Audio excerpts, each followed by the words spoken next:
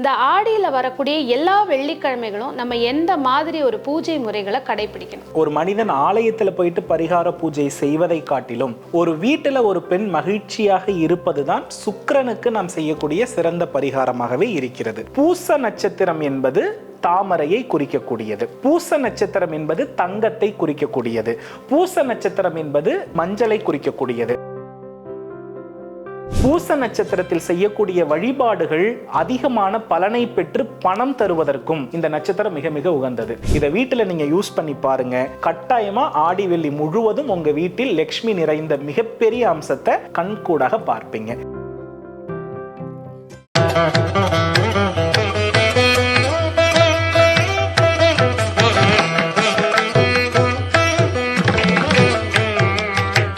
திருவருள் டிவி நேயர்களுக்கு வணக்கம். நான் லதா சுப்பிரமணியன். இன்னைக்கு நம்ம கூட இணைஞ்சிருக்கிற சிறப்பு விருந்தினர் பிரணவ வாஸ்து நிபுணர் மற்றும் ஜோதிடர் டாக்டர் சிவ கு சத்யசீலன் அவர்கள். சார் வணக்கம். ஸ்ரீ குருப்யோ நமஹ, ஸ்ரீ மாத்ரே நமஹ, ஓம் அகத்தீசாய நமஹ. வணக்கம்மா. உங்களுடைய பதிவுகள் எல்லாமே எப்படி இருக்குன்னா தெளிவாகவும் அழுத்தமாகவும் இருக்கு. அதற்கான காரணங்களோட இருக்கு. ஏன், எதற்கு, எதனால் அப்படிங்கிற விஷயம். இப்போ பொதுவாக இந்த வெள்ளிக்கிழமை அப்படின்னாலே நீங்கள் சுக்கிரனை எப்படி வசீகரிக்கலாம்? வெள்ளிக்கிழமைனாலே பெண்கள் எல்லோருக்குமே உங்கள் முகம்தான் ஞாபகம் வருது. ஏன்னா ஒரு பெண்களுக்கான மகத்துவம் என்ன, அவங்கள போற்றுறதும் அவங்கள புகழறதும், அவங்க இன்னும் சுக்கிரன் வசீகரிப்பு பண்ணுறதுக்கு என்னெல்லாம் பண்ணணும், இந்த மாதிரி நிறைய விஷயம் சொல்கிறீங்க. ஸோ ஆடினாலே அம்மனுக்குரிய மாதம் அப்படின்னு சொல்லியிருக்கீங்க. இந்த ஆடியில் வரக்கூடிய எல்லா வெள்ளிக்கிழமைகளும் நம்ம எந்த மாதிரி ஒரு பூஜை முறைகளை கடைபிடிக்கணும்? பொதுவாக சுக்கிரன் அப்படின்ற ஒரு விஷயம் அந்த சுக்கிரனுடைய அம்சமாகவே நம்ம சுக்கிரன் என்ற கிரகத்தை நம்ம கோவிலில் போய் பிடிக்க தேவையில்லை. நம்ம வீட்டில் எப்படி சுக்கிரன் இருக்காரு அப்படின்றத நம்ம வீட்டு பெண்களை வச்சு நம்ம என்ன பண்ணிடலாம், முடிவு செய்து விடலாம். அப்போ சுக்கிரனுடைய மகிழ்ச்சி, ஒரு மனிதன் ஆலயத்தில் போயிட்டு பரிகார பூஜை செய்வதை காட்டிலும் ஒரு வீட்டில் ஒரு பெண் மகிழ்ச்சியாக இருப்பது தான் சுக்கிரனுக்கு நாம் செய்யக்கூடிய சிறந்த பரிகாரமாகவே இருக்கிறது. ஏன்னா வீட்டில் இருக்கக்கூடிய பெண்கள் பாதிக்கப்பட்டாலே கண்டிப்பாக அவருடைய தனிப்பட்ட ஜாதகத்திலும் சுக்கிரன் பாதிக்கப்படுவார். அதனுடைய விளைவுகள் இந்த ஜென்மத்தில் அவர் என்ன பண்ணியாகணும், அனுபவித்தே தீர வேண்டும். அதே போல அதே ஒரு பெண் ஒரு வீட்டில் சிறப்பாக இருந்தாலும் அந்த நல்ல பலனையும் இந்த ஜென்மத்திலேயே அந்த மனிதர் என்ன பண்ணுவார், முழுமையாக அனுபவிப்பதற்கான எல்லா வாய்ப்புகளுமே இருக்கிறது. இப்போ நிறைய நம்ம பதிவுகள் பார்க்கும் பொழுது எல்லாருமே வெள்ளிக்கிழமையில இந்த விளக்கேற்றுங்கள், அப்படி விளக்கேற்றுங்கள், அந்த படத்தை வாங்குங்கள், இந்த விஷயத்தை பண்ணுங்கள்னா சொல்லுவாங்க. ஆக்சுவலி சுக்கிரன்னா என்ன, அவர் எதில் இருக்கார், அவர் என்ன பண்ணால் ஈஸியாக அட்ராக்ட் பண்ணலான்றதை மட்டும் நான் சொல்கிறேன். ஏன்னா வழிபாடு நிறைய பேர் சொல்லியிருப்பாங்க, ஆனால் உண்மையாக சுக்கிரன் எதில் தான் வராருன்றது நிறைய பேருக்கே தெரியாது. ஆனால் நான் சொல்ல வர்றது என்னன்னா, சுக்கிரனுடைய குறியீடுகள் தான் தெய்வத்தினுடைய மிக முக்கியமான விஷயம். ஏன்னா நட்சத்திரத்தினுடைய அத்தனை குறியீடுகளையும் ஏந்திய அமைப்பு தான் சிலாரூபங்கள்னு சொல்லப்படுது. இப்போ ஒரு மனிதனுக்கு எந்த கிரகத்தினுடைய பலகீனம் இருக்கிறதோ அதை பலப்படுத்தக்கூடிய குறியீடுகளை தான் தெய்வம் கையில் ஏந்தி இருக்கிறது. இப்போ உதாரணமாக பார்த்தீங்க அப்படின்னா, இப்போ அம்பாள் அப்படின்னு எடுத்துக்கிட்டோம்னா கையில் திரிசூலம் இருக்கிறத கட்டாயமாக நீங்கள் பார்த்துருப்பீங்க. இப்போ திரிசூலம் என்பது முப்பெரும் சக்தியர்களுடைய ஒரு கூட்டு சேர்க்கை. இது எப்போதுமே திரிசூலம் ராகுவுக்கு பரிகாரம். நம்ம சொல்லுவாங்க தெரியுமா, தீய சக்திகள் எல்லாமே 3 ரோடு இணைகிற இடத்துல தான் நிற்கும். முச்சந்தி அப்படின்னாலே நமக்கு தீய சக்தியை பத்தி தான் நம்ம யோசிப்போம். ஏன்னா அசுர சக்திகள் ஒன்று கூடக்கூடிய இடமே முச்சந்தி தான். அந்த 3 சக்திகளுடைய தன்மையை நீக்கிறதுக்கு தான் அம்பாள் கையில என்ன பண்ணியிருக்காங்க, திரிசூலத்தை ஏந்தி இருக்கிறார்கள் என்பதை நாம கட்டாயமா புரிந்து கொள்ள வேண்டியது அவசியம். இப்ப மகாலட்சுமி இருக்காங்கன்னா, இப்ப மகாலட்சுமி தான் சுக்கிரனுக்கு உரிய அதிதேவதை. பொதுவா கிரகம் வலுவாகிறதுக்கு கிரகத்திற்குரிய அதிதேவதையை வழிபடும் பொழுதுதான் சிறப்புன்னு காலகாலமா நம்ம முன்னோர்கள் சொல்லி வராங்க.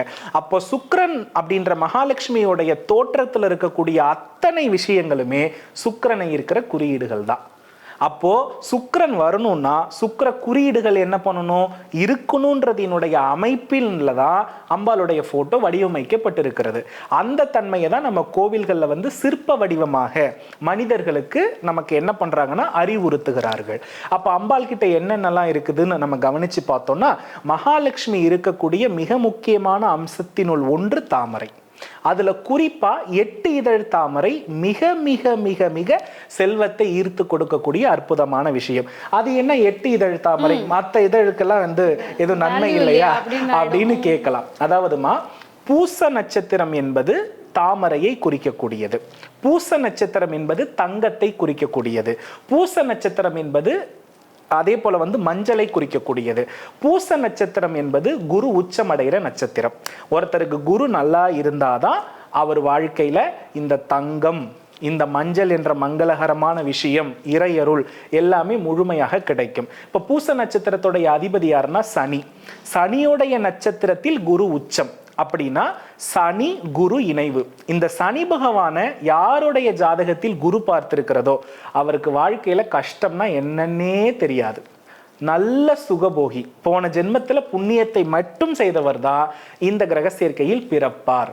அப்போ எல்லாருமே புண்ணியம் செய்யல, ஏதோ ஒரு விதத்துல பாதிக்கப்பட்டிருக்கோம். ஆனா நன்மை அடையணும் இல்லையா, தெய்வத்தை பார்வையை பெறணும் இல்லையா, அதை பெறணும்னா கண்டிப்பா இந்த பூச நட்சத்திரத்திற்குரிய அத்தனை விஷயங்களையும் நம்ம யூஸ் பண்ணணும்.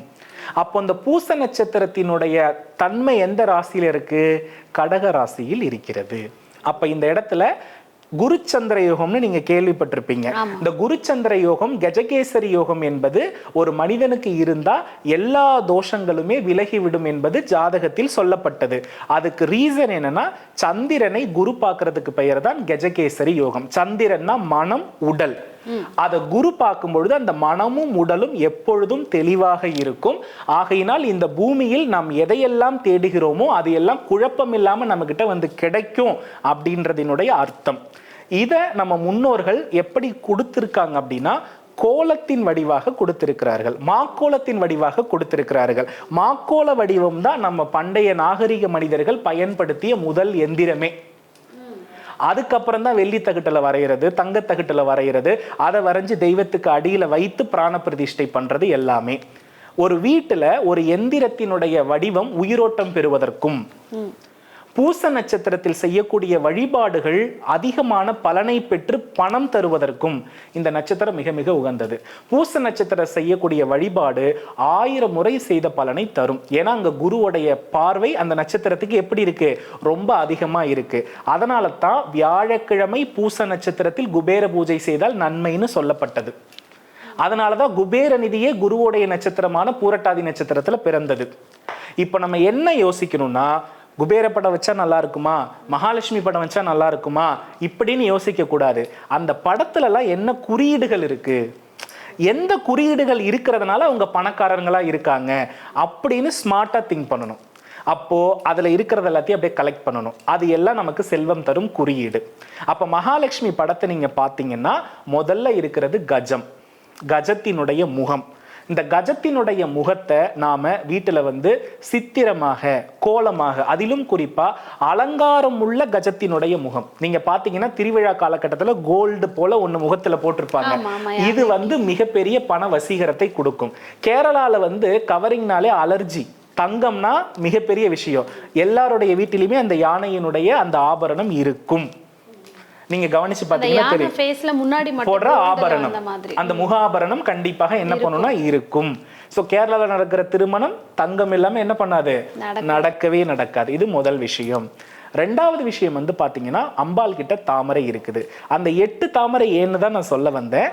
சனியோடைய நட்சத்திரத்தில் குரு உச்சம் என்பதினால் சனி என்பது 8, குரு என்பது தாமரை. சோ இந்த இடத்துல சனி குரு சேர்க்கையை 8 இதழ் தாமரை நமக்கு உருவாக்கி கொடுக்கிறது. நீங்க போட்டிருக்கிற இன்ஃபினிட்டி மோதிரத்தினுடைய முதல் வடிவமே என்ன? தாமரை தான். தாமரையை விட்டுட்டு இன்ஃபினிட்டிவ் போட்டிருக்கிறீங்க, சரிங்களா? அப்ப என்னன்னா, இன்ஃபினிட்டிவ் எப்படி இன்னைக்கு சமுதாயத்துல பெரிதாக பேசப்படுகிறதோ அதற்கு இணையான மகத்துவம் 8 இதழ் தாமரைக்கு உண்டு.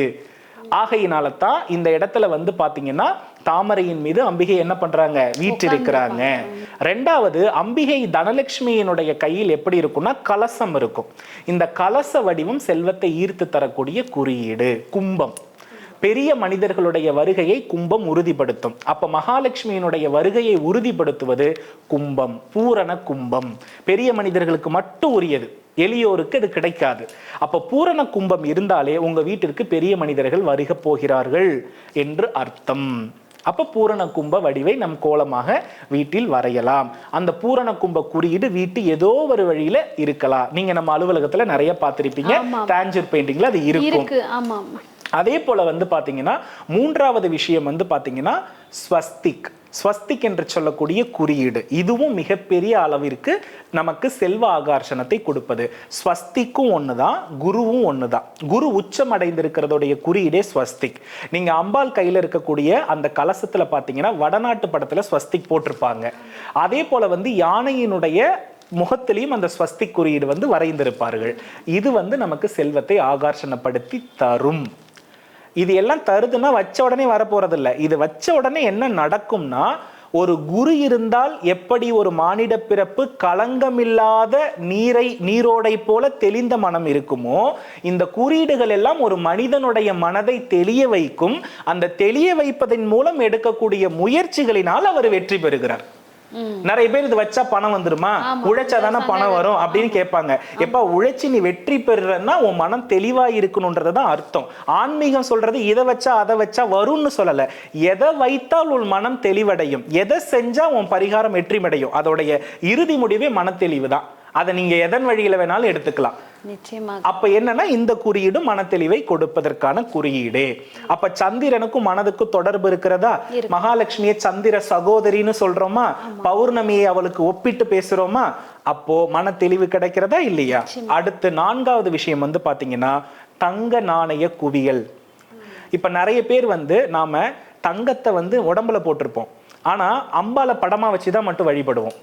ஆனா என் மாணவர்களுக்கு நான் அறிவுறுத்துறது, மகாலட்சுமி கடாட்சம் என்பதே உன்கிட்ட இருக்கக்கூடிய தங்கம், வாகனம் இதெல்லாம் வச்சுதான் நம்ம எவ்வளவு பணக்காரரா இருக்குன்றத முடிவு பண்றோம். அப்போ பிம்பம் என்பதெல்லாம் இப்போ ஒரு குறிப்பிட்ட காலகட்டத்திற்கு பிறகு வந்த ஓவிய வரைபடங்கள், அது வந்து மனசுல பதிய வைக்கிறதுக்காக. ஆனா ஆதி காலத்துல வாணிபர்கள் என்று சொல்லக்கூடிய வைசியர்கள் எதை மகாலட்சுமியாக நம்பினார்கள் என்றால் பொற்காசுகளை. பொற்காசுகளை தான் மகாலட்சுமியாக மதிச்சு அதுக்கு பூஜை பண்ணி அதிலிருந்து வியாபாரத்தை தொடங்குவாங்க. ஒரு நாணயத்தை குவியலாக்கி அதை வந்து மகாலட்சுமியா வழிபட்டு அதிலிருந்து வியாபாரத்தை தொடங்குவாங்க. அப்ப தங்கத்தை சேர்க்கணும்னா நம்ம வீட்டில் இருக்கக்கூடிய தங்கத்தை குவியலாக்கி அதை மகாலட்சுமியாக உருவகப்படுத்தி வெள்ளிக்கிழமைகள்ல நீங்க வழிபட்டீங்கன்னா வெற்றி. சோ இப்ப ஆடி வெள்ளியில நீங்க வந்து சாமி ஆடக்கூடாது. என்ன பண்ணணும், இருக்கக்கூடிய உங்களுக்குன்னு மகாலட்சுமி கொடுத்த சொத்துக்களை ஒன்றாக்கி குவித்து அவள் வடிவாகவே அதை மதித்து அதுக்கு நீங்க போற்றிகள் சொல்லி தீபாராதனை சொல்லி நன்றி சொன்னாலே அது அடுத்து வந்து பல மடங்கா பெருகும். இவ்வளவுதான் அதுல உள்ள லாஜிக். சில பேர் இந்த தங்க முலாம் பூசிய காயின்ஸ் யூஸ் பண்றாங்க, அந்த தாராளமா மாதிரி பண்ணலாமா? அதாவது மண்ணோடைய உயர்ந்த மதிப்பு மிக்க மண் தங்கம், மண்ணோடைய உயர்ந்த மதிப்பு மிக்க மண் வெள்ளி, மண்ணுல இருந்து கிடைக்கக்கூடிய உயர்ந்த மண் வைரம். இப்ப மண்ணும் வந்து பணம் தான், ஆனா அதுல இருக்கக்கூடிய மிக முக்கியமான நிலத்தத்துவத்திற்குரிய சக்தி வந்து இந்த பொருள் எல்லாம். அப்ப என்னன்னா, இப்ப பணக்காரர்கள் வீடு நீங்க பார்த்திருப்பீங்க, நம்ம நடுநிலையான குடும்பத்துல எல்லாமே பித்தளை பொருள் நம் தகுதிக்கேற்ப வைத்திருப்போம், செப்பு பொருள் வைத்திருப்போம். இதெல்லாம் எங்க இருந்து கிடைக்குது? மண்ணுல இருந்து தான் கிடைக்குது. நிலத்தத்துவத்தை வலுப்படுத்துறது தான் செல்வ சேர்க்கைக்கான மிக முக்கியமான வழிபாடு. அதனாலதான் மகாலட்சுமியை நிலமகள்னு சொல்றோம். அதனாலதான் சீதாதேவி நிலத்திலிருந்து பிறந்தாங்க, அதனாலதான் ஆண்டாள் நிலத்திலிருந்து தோன்றினாங்க. சோ மகாலட்சுமி அதனாலதான் பூமி தேவி நாச்சியார்னு சொல்றோம். அப்ப எல்லாமே நிலவசியத்தை அதிகப்படுத்ததா. ஒருத்தர் பணக்காரன் நம்ம எப்படி முடிவு பண்றோம்? அவர்கிட்ட நிலவசியத்தை வச்சுதானே, அவர்கிட்ட இருக்கக்கூடிய நிலத்துக்குள்ள கிடைக்கக்கூடிய தங்கம் வெள்ளி இதை வச்சுதானே. அப்ப என்னன்னா, இதெல்லாம் அதிகப்படுத்தணும்னா நம்ம நிலத்திலிருந்து கிடைக்கக்கூடிய உயர் பொருளையே மகாலட்சுமியாக வைத்து வழிபடும் பொழுது ஃபேண்டாஸ்டிக்கான ரிசல்ட் கிடைக்கும். இந்த ஒரு சின்ன ட்ரிக் தெரிஞ்சா போதும். ஏன்னா பணத்துல மிகப்பெரிய அளவுல உயர்ந்திருக்கக்கூடிய அத்தனை மனிதர்களும் இதை தான் யூஸ் பண்றாங்க. பணத்தை வச்சுதான் வழிபடுவாங்க. ஏன்னா நிறைய பேர் வந்து தங்கம்லாம் வச்சிருப்பாங்க, தங்க காசு வெள்ளி எல்லாத்தையும் உள்ள லாக்கர்ல பேங்க்ல வச்சிருப்பாங்க, இல்ல வீட்லயே லாக்கர்ல வச்சிருப்பாங்க. எதையும் பூஜை அறையில முக்காசி பிரயோகப்படுத்த மாட்டாங்க. அவங்க எல்லாமே வச்சிருப்பாங்க, ஆனா படத்தை தான் வழிபடுவாங்கன்னு சொல்றேன். அந்த படம் தானே உங்களுக்கு 1 கிராம் முதல்ல தங்கத்தை கொடுத்தது. அது கொடுத்த உடனே நீங்க தங்கத்துல தான் மகாலட்சுமியை வழிபடணும்.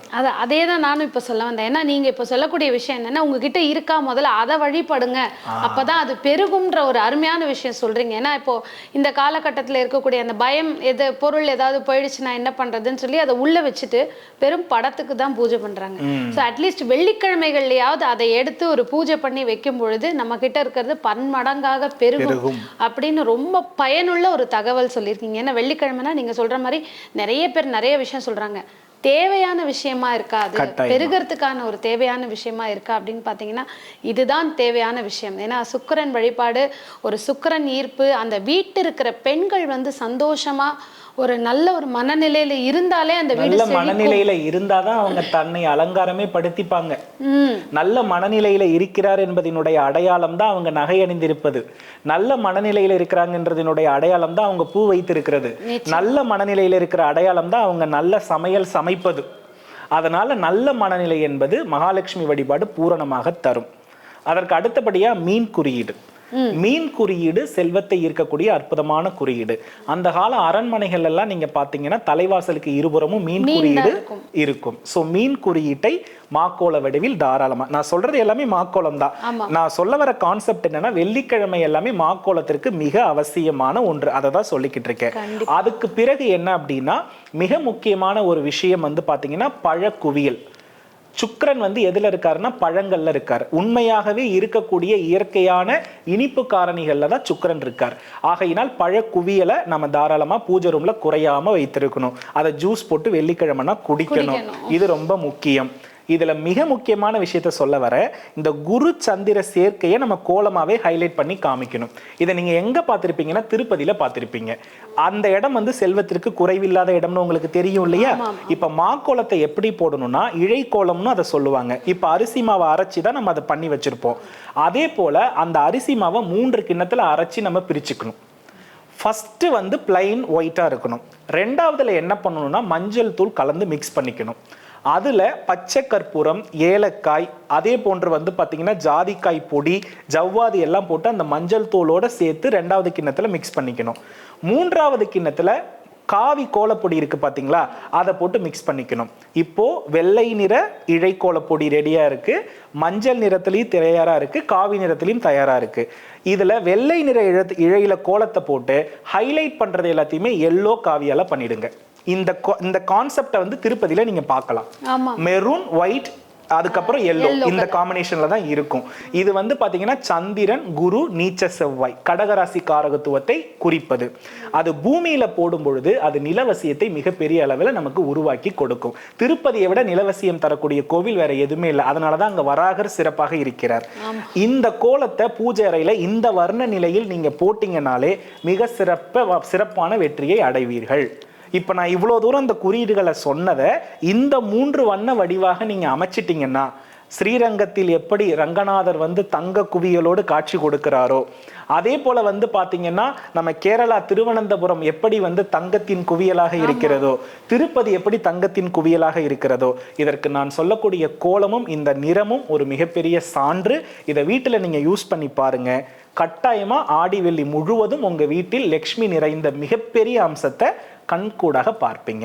ஆடி வெள்ளி வழிபாட்டுக்கு பதிலாக உங்களை சுற்றி இருக்கக்கூடிய இடத்தில் இதை எல்லாத்தையுமே நீங்க நிரப்பும் பொழுது உங்க மனநிலை தூய்மை அடையும். மகாலட்சுமி உண்மையில், தூய்மையில், நற்வாசனையில், நல் உணவில், நல் மகிழ்ச்சியில், நல் உறவின் வருகையில் இருக்கிறாள். அதனால ஆடி வெள்ளிக்கு மறக்காம வீட்டில் பிறந்த பெண்களுக்கு சீர் கொடுத்துருங்க. அதைத்தான் வீட்டில் பிறந்த பெண்களும் சீர் கொடுக்கக்கூடிய சகோதரனை வாழ்த்திடுங்க. இதை பண்ணினாலே போதும். அருமையான ஒரு பதிவு. ஆடி வெள்ளிக்கிழமைகளில் நம்ம அதை வாங்கணும் இதை வாங்கணும்னு விட்டுட்டு வீட்டை எப்படி நம்ம அலங்காரம் பண்ணணும், வீட்டுக்குள்ளே இருக்கிற நம்மளுடைய பொருளை வச்சு என்ன பண்ணணும், முக்கியமாக பெண்களுக்கு எவ்வளவு மரியாதை கொடுக்கணும், அதே மாதிரி வீட்டில் பிறந்து கல்யாணமாய் போய் இருக்கிற அந்த பெண்களுக்கு நம்ம எந்த மாதிரி செஞ்சால் மேலும் மேலும் இந்த வீட்டில் சந்தோஷமும் நிம்மதியும் சுக்கிரனுடைய ஈர்ப்பும் இருக்கும்னு ரொம்ப அழகாக சொல்லியிருக்கீங்க. ரொம்பவே பயனுள்ள பதிவு. அடுத்த ஒரு பதிவில் சந்திக்கலாம் சார். நல்லதுமா. நன்றி. வெற்றிவேல் முருகா.